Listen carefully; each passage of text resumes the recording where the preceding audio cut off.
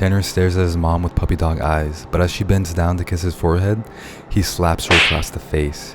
Even though he's only 3 years old, he's a man who knows what he wants. His mother made the fatal mistake of letting him try her caramel frappuccino from Starbucks, and he's been addicted ever since. She tried to ignore his request for a venti double pump whole milk extra caramel frappe, but he wasn't having it. And every time they pass a Starbucks, Tanner throws a tantrum and is willing to feed his addiction by any means necessary.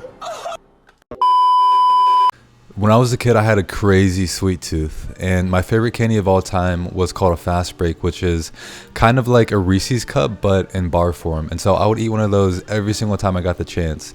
And my mom, being the type of person that she is, she loves to show her love through feeding people. She would feed any craving that I had. And she even told me the story about how she gave me some Starbucks when I was a little baby, and how after that, I would scream and cry for it every single time that we passed one. And so as I got older, she noticed that I was putting on a lot of weight. I was at an unhealthy weight, and so she wanted to instill healthier eating habits in me. So she stopped buying so much junk food, and despite all my begging and whatnot. But at this point, I wasn't just about to give up my addiction cold turkey. So I came up with this genius plan to just go to my local 7-Eleven and just steal whatever I wanted, because I didn't have any money at the time.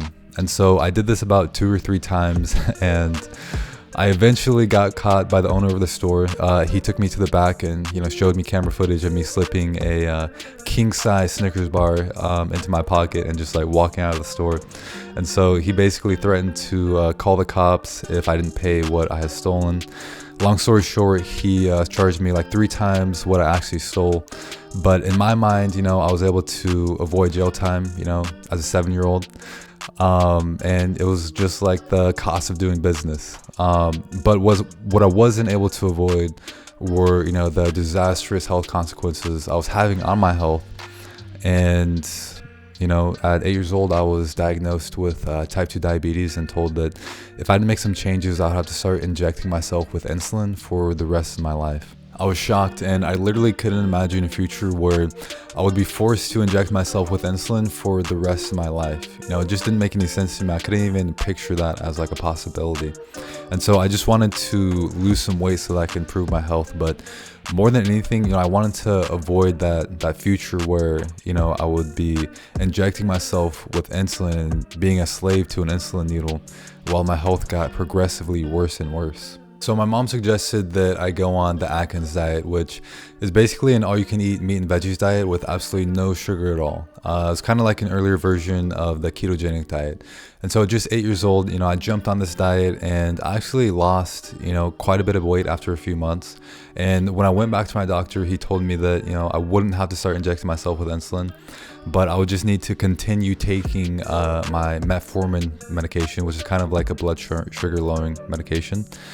And while that was cool, I didn't like the idea that I would still have to take medication. And even though the Atkins diet worked, I missed being able to eat bread and pasta and, these other starchy carbohydrates. And so at one point during this journey, I slipped up a little, I cheated my diet, and once I took my foot off of the gas, I started gaining weight back. And so this whole process of me, losing weight and gaining it back and losing weight and gaining it back and so on and so forth, it went on for years and years. I was so frustrated because I thought I had found the secret, but it seemed like no matter what I tried, the weight would always come back. And so I started entertaining these ideas that, maybe I'm just genetically predisposed to being a fat ass. Maybe I should just throw in the towel. But if I did that, I might see this future of me injecting myself with insulin for the rest of my life come to fruition. And so I was torn, and I didn't really know where to go. But that's when I met Goggins. Goggins lives with a hunter's mentality, and so his refrigerator is never full. If he wakes up hungry, he has to earn his meal by getting after it earlier in the morning, every single day. And it's never an issue because he loves the exhilaration of the hunt. But one day when Goggins was on the prowl, he came across a village of farmers. He noticed how comfortable everyone was. They would plant their seeds and lie around waiting for the food to come to them instead of getting after it like he did. They seemed to be living in luxury, but it didn't last for long. The farmers got so comfortable that they stopped putting in as much effort into the land, expecting it to just continue producing food for them. As a result, the abandoned crops started dying just like the farmers. Because they stopped putting in the effort, they stopped getting the results. Meanwhile, Goggins had more food than he knew what to do with because he lives for the hunt. So this got me thinking, how can I make the process of being healthy so enjoyable that I don't want to give it up? I realized that the Atkins diet worked in the short run because it was something that I was willing to put an effort towards for a short period of time, but it failed in the long run because it wasn't something that I wanted to do for the rest of my life.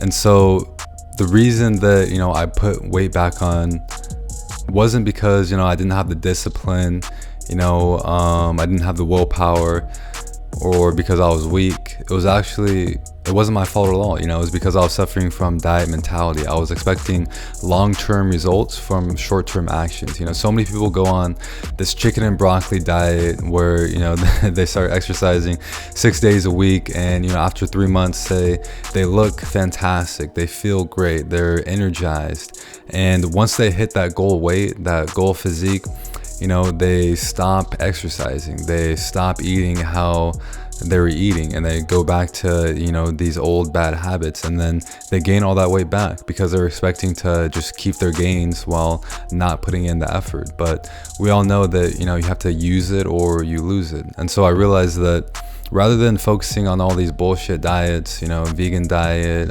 keto, Atkins, vegetarian, pescatarian, anything, I just need to start focusing on, what are the type of foods that I love to eat that simultaneously progress me towards my goals? What are the type of exercises that I love to do that simultaneously progress me towards my goals? And then after I find out those things, all I need to do is do those things consistently. And so this is when I came across fasting, and the more research I did on the intermittent fasting lifestyle, the more it sounded too good to be true. You mean I can eat the same types of foods and still lose weight as long as, I wait a few hours for breakfast? But you see, it actually made perfect sense because most people are eating all throughout the day, from the time they wake up to right before they go to bed. And so doesn't it actually make sense that you would spontaneously eat less food when you cut your eating window down from 16 hours to 8 hours? Personally, I was so excited that I was like, fuck the research, I'll finish that later.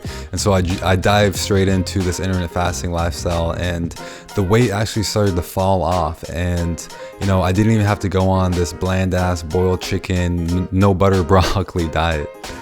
Instead, I just continue eating the foods that I love to eat. And because I love to do it, I was actually able to stay consistent with it.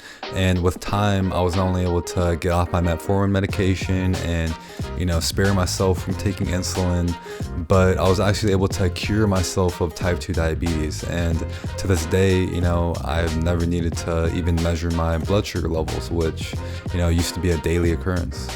But to be honest, the most amazing thing of all is just how effortless it's been for me to maintain this newfound state of health. I used to have to force myself to go on all these diets, and once I let up just the slightest bit on the gas, I would gain all that weight back. But now I not only enjoy the foods that I eat without any guilt, I actually enjoy doing the things that make me a stronger and healthier and, more vital version of myself every single day. And because I enjoy the process so much, I'll easily be able to continue reaping the rewards and the benefits until the day that I die. Alright guys, so I hope you liked the video, and if not, feel free to leave me some comments on how I can make it better. And if this is a topic you want to learn more about, feel free to check out my recipe guide where I go a little bit more in depth on the intermittent fasting lifestyle, and I'm going to give you 10 plus recipes to jumpstart your own lifestyle to get you started on finding out what foods you actually enjoy eating. So I hope that helps, and as always, keep dreaming while you're awake. Peace. You ever wonder what it feels like when dreams bleed into real life? Seen scenes from TV get realized. Palm trees, a soft breeze, and chilled ice till tides wash away our problems in the spilled wine.